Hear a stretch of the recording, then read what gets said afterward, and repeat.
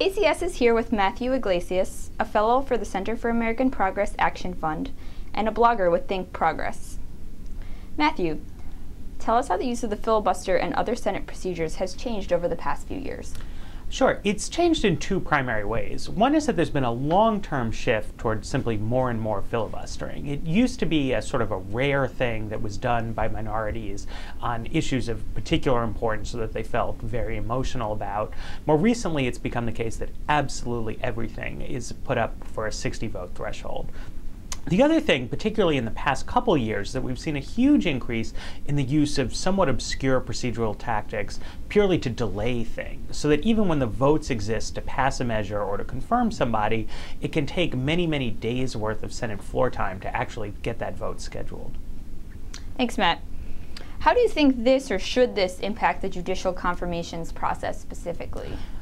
Well, the increase in delay tactics has had a huge impact on confirmations in general and judicial confirmations in particular, and that's because no one nomination seems worth a huge political fight or taking up a whole week of the Senate's time.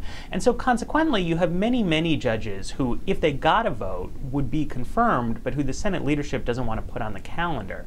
We've got a study that to fill every vacancy in the executive branch under the ways, through the delay-ridden process would take more time than the Senate uses in a whole year. So consequently, we have a huge number of vacancies and really no prospect for getting them filled unless there's some kind of change in the procedures.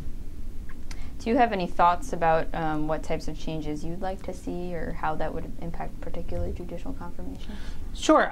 In an ideal world, I think we could go to a simple majority rules system. But the most important thing, I think, would be to say simply that you have to have a speedy vote for anyone or any measure that's coming up. If you want to say it takes 60 votes to get it done, that's fine. That's something we can talk about. But this business where you filibuster even when you don't have the votes to block something, just to make sure it takes up days and days worth of time, is completely ridiculous. And it's contrary to any idea of a smooth working government, and ultimately all sides are going to find it's better if presidents can just sort of get their agendas out there and then see if they have the votes for them. Thanks, Matthew.